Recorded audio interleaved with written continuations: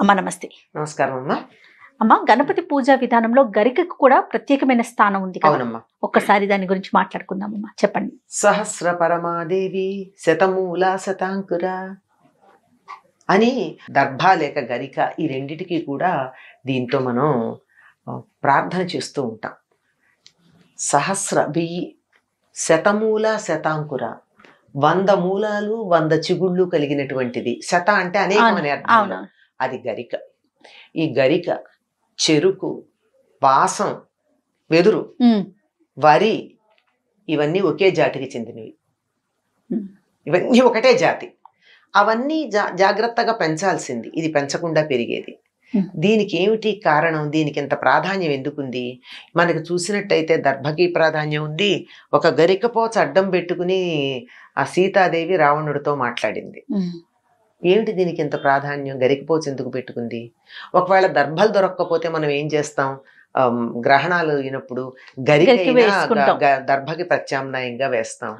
ఇంతటి ప్రాధాన్యం ఉంది అని చెప్పి మనకి ఈ గరికతో ప్రత్యేకంగా దూర్వాయుగ్మ 2 గరిక చిగుళ్లతో మనం వినాయకుడికి కొన్ని నామాలతో పూజ చేస్తాం. ఎందుకు ఇంత ప్రాధాన్యం ఉందంటే, ఈయన పృథ్వీతత్వం అని చెప్పుకున్నాం కదా వినాయకుడు. ఆ పృథివికి ఆ ఆకృతి నిలబెట్టినటువంటిది గరిక. భూమండలం ఈ గుండ్రగా తన ఆకారం కోల్పోకుండా ఉండడానికి కారణం గరిక. గరిక మీరు ఎప్పుడన్నా గమనించి చూస్తే పైన ఇంత ఉంటుంది, దాని వేళ్ళు ఇలా దట్టంగా ఒకదాంతో ఇట్లా ఒకటి పెన వేసుకుని ఇలా గట్టిగా ఉంటాయి. ఆ పైన ఉన్నటువంటి మట్టి కిందకి కారిపోకుండా ఆకారం నిలబెట్టి ఒక వలలాగా పట్టి ఉంచుతుంది. అందుకే మీరు పల్లెటూళ్ళకి వెళ్ళినట్టయితే గట్ల మీద గడ్డి వేస్తారు. గట్టు కోసుకుపోకుండా ఉండాలి అంటే గడ్డి వేయాలి. ఈ గడ్డికి ఉన్నటువంటి వేళ్ళు గట్టు కోసుకుపోవడం అన్న పదేమో వాడతారు వాళ్ళు. అంటే కరిగి వెళ్ళిపోకుండా నీళ్ళ ధాటికి కరిగి వెళ్ళిపోకుండా ఉండడానికి కారణం అవుతుంది. ఏమి గరిక లేకుండా ఉన్నటువంటి గట్టు 2 వానలకి కరిగిపోతుంది. గరిక ఉన్నటువంటి గట్టు కరగకుండా ఉంటుంది. పైగా దీనికి ఉన్న లక్షణం ఏమిటంటే, ఎండిపోయినా గాని మళ్ళీ చిగురిస్తుంది అడుగున మొదలు ఉన్నట్టయితే. తగలబెట్టినా సరే మొత్తం అంతా అడుగున ఎక్కడన్నా ఇంత తగలబడకుండా ఇంత ఎండు ముక్క ఉంటే కూడా మళ్ళీ అందులోంచి చిగురుస్తుంది. మరి ఆ లక్షణం కలిగినటువంటి దాన్ని మనం స్వీకరిస్తే దాంట్లో ఉన్న ఆ లక్షణం మనకు కూడా వస్తుందా రాదా? ఖచ్చితంగా అమ్మా.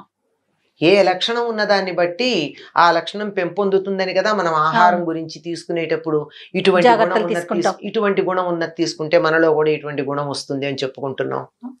అట్లా ఉండేటటువంటిది ఇది చాలా ప్రధానమైనటువంటిది కనుక ఈ తన మాతృమూర్తి అయినటువంటి ప్రకృతి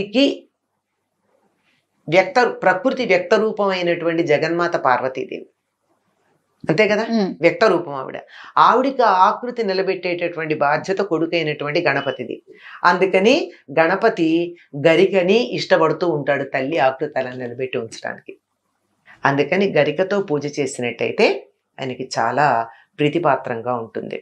మీకు ఒక ప్రస్తుతం జరిగిన సంఘటన, ఒక ఉద్యమంగా కొంతకాలం నడిపిన సంఘటన ఒకటి చెప్తాను. వింధ్య పర్వతాల మీద గొర్రెలను ఎక్కువగా పెంచడం మొదలుపెట్టిన తర్వాత గొర్రెలు ఇలా అడుగునున్నటువంటి వేళ్లతో సహా పెకలించి తింటాయి గడ్డిని. ఆవులు గేదెలు పైన చిగుళ్ళే తింటాయి. ఎప్పుడైతే గొర్రెలు అట్లా తినడం మొదలు పెట్టాయో వింధ్య పర్వతాల మీద గడ్డి లేకుండా పోయింది. గడ్డి లేకుండా పోయిన కారణంగా జరిగిన ఫలితం ఏమిటంటే తాజ్మహల్ అంతా పాడైపోయింది. ఎక్కడ సంబంధం ఉందా? చెబితే ఓ పట్టాన అర్థం కాదు కదా, జరిగింది అది. ఢిల్లీలో సాయంకాలం అయ్యేటప్పటికి ప్రతి ఇంట్లోనూ ఇంతంత ఎత్తు ఇసుక లాంటి పెద్ద దుమ్ము పేరుకుపోవడం మొదలైంది.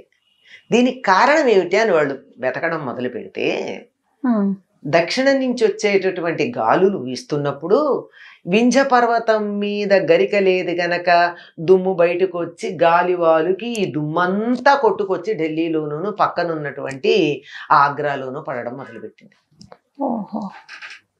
మనేకా గాంధీ అప్పుడు దీని మీద ఒక ఉద్యమంగా తీసుకుంది ఆవిడ. దీనికి వెనకాల ఇంకా రాజకీయ కారణాలు ఇవి ఇలాంటివి ఉన్నాయి. చాలా కూడా ఉన్నాయి. ఆ. కానీ అసలైనటువంటి శాస్త్రీయ కారణం అందరికి చెప్పింది వాస్తవం కూడా, ఇందులో అబద్ధం కూడా ఏం లేదు. ఆహా.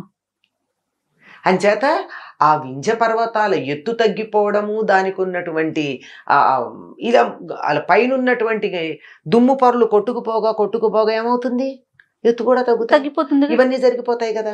అంచేత వీటిని ఒక ఉద్యమంగా కూడా తీసుకురావడం జరిగింది. భూమికి దాని ఆకృతి నిలబడాలంటే చెప్పాగా, పల్లెటూళ్ళల్లో గట్ల మీద గడ్డి ఉండడం కారణం, గడ్డి లేని గట్టు గడ్డి ఉన్న గట్టు తేడా మనకి తెలిసిపోతుంది. మట్టి కొట్టుకుపోదు, అంతే, గట్టు కోసుకుపోదు, ఈ 2 మాటలు వాడు చెప్తారు. అవును. అలా నిలబెట్టి ఉంచేటటువంటిది.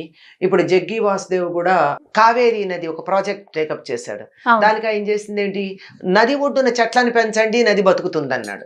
చెట్లు పెంచితే నది బతకడం ఏమిటి, నీళ్ల వల్ల నది చెట్లు బతకాలి గాని అని మనలాంటి వాళ్ళం అనుకుంటాం. కానీ ఆ వేర్లతో దాన్ని ఆపుతుంది, ఆపి నీళ్ళని నిలబెడుతుంది. ఎన్నుంటాయి ఆయన వృక్షాల గురించి చెప్పినా, ఇక్కడ చెప్పేటటువంటిది గడ్డి కూడా అలా చేస్తుంది. పైగా దానికి అంతటి మళ్ళీ అప్పటికప్పుడు తనంతట తాను మళ్ళీ బతకడానికి కావలసినటువంటి శక్తి ఎలా వచ్చింది, అందులో ఉన్నటువంటి పోషక విలువలు, మంచి పోషక విలువలు ఉన్నాయట గడ్డిలో. అందుకే పశువులు గడ్డి తింటే అంత మంచి బలంగా పుష్టిగా ఉంటాయి. ఒకప్పుడు గురుకులాల్లో మొద్దుగా ఉంటే పిల్లలకి చురుకుదనం రావాలంటే గరికతో పచ్చడి చేసి పెట్టేవారు, లేత గరికతో. ఆ గరిక చిగుళ్ళకి బుద్ధిని ప్రచోదన చేసే లక్షణం ఉంది. అందుకని గరిక వినాయకుడికి ఇష్టం, బుద్ధిని ప్రచోదనం చేస్తుంది. అంతేకాదండి, గరిక ఆకుపచ్చగా ఉంటుంది కదా. బుధుడి రంగు ఆకుపచ్చ. బుధుడు హస్తా నక్షత్రానికి అధిపతి, హస్తా నక్షత్రం గణపతిది. అందుకని ఆకుపచ్చ రంగు మీద ప్రీతి. అన్ని రకాల ఆకులతో పూజ చేయడానికి, గరికని ప్రీతిపాత్రంగా స్వీకరించడానికి ఆ హస్తా నక్షత్రం కారణం. చూడండి ఎన్ని సంబంధాలు ఉన్నాయంటే, ఒకదానితో ఒకదానితో పైకి ఒక పండగ, ఒక సంప్రదాయం, ఒక అలవాటు అని చెప్పినా దాని వెనకాల ఎన్ని శాస్త్రాలు ఉన్నాయి అన్నది మనం తెలుసుకోవాల్సి ఉంటుంది. మన సంప్రదాయం ఎంత సుసంపన్నమైంది, రిచెస్ట్ హెరిటేజ్ వీఆర్ హ్యావింగ్. దాంట్లో ఉన్నటువంటి ఆ రిచ్నెస్ ఏదైతే ఉందో దాన్ని తెలుసుకోవడంలోనే మనం we are poor in realising it. కానీ ఇవాళ రేపు తెలుసుకునే ప్రయత్నాలు అయితే జరుగుతున్నాయి. ఎందుకు జరుగుతున్నాయో తెలుసా? సూర్యుడు పడమట పొరిచాడు, జ్ఞాన సూర్యుడు.